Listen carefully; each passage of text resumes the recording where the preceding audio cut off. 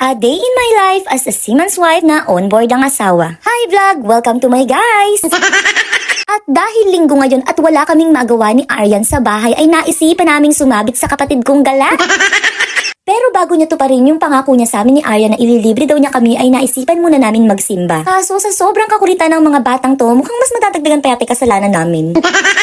After nga naming magsimba ay diretso agad kami sa mall kaso tulog si Baby Aryan mukhang hindi sila matutuloy maglaro. Kaya naman naisipan muna ni ate na mag-grocery dito sa malamang sa grocery store, diba? Saka binilhan ko na nga rin pala si Baby Aryan ng kanyang vitamins. And after 365 days, ayan gising na nga si Baby Aryan. Sobrang ngawit ko. Grabe ang hirap kapag kagagala tapos wala kang kasalitan magkarga. Oh, shout out sa asawa ko dyan. Ano plano? Kailan ka uuwi?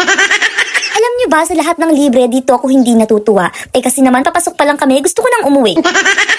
Abe, bakit naman kasi sumama kami agad ni Aryan? Porket sinabing libre, abe go agad, hindi nga naubos yung laman ng bulsa, pero yung energy level, simot na simot. Pero in fairness, ibang level ang saya ng mga kids kapag dinadala mo sa mall or sa mga playground na ganito. Pero mas masaya ang mga nanay kapag na-try nila yung slides. O diba, tara i-try na natin. Huwag nang magpakipot, ilabas na ang pagkaisip bata. Sulit na sulit nga yung ibinaya dito sa playground na to kasi bawat segundo, minuto ay mahalaga. Sulit na sulit yung isang oras. Halos lahat ng equipment dito ay nagamit nila. Kaso wala pa nga kaming 15 minutes dito. Abe yung taga-iwi mukhang pagod na.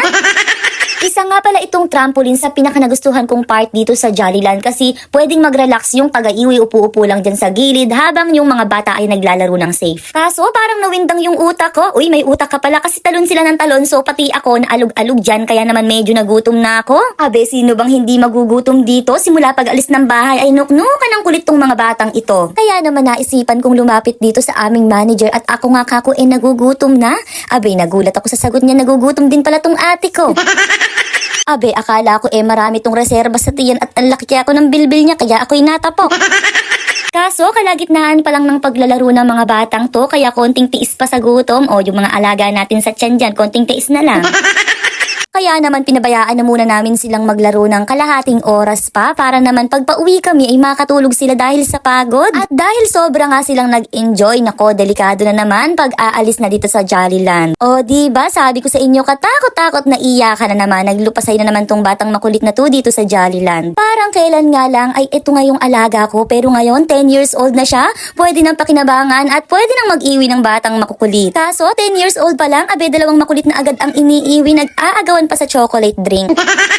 So, ito na nga, palabas na kami ng mall at dahil kami nagugutom na, nag-aya ng mag-dinner si ate. Abe, Turks lang ang gusto ko, te. Bakit dito mo ako dinala sa Shakey's? Hindi yata ako sanay dito? At dahil dinner time, nako, good luck sa amin ni ate kasi meron na naman dalawang batang magkukulit at magpapagalingan na naman yan sa kakulitan. Pagkatapos nga namin kumain ay nag-decide na kaming umuwi dahil pagod na kami plus gabi na kaya naman hanggang dito na lang ang ating mini vlog. Bye-bye! See you on next vlog!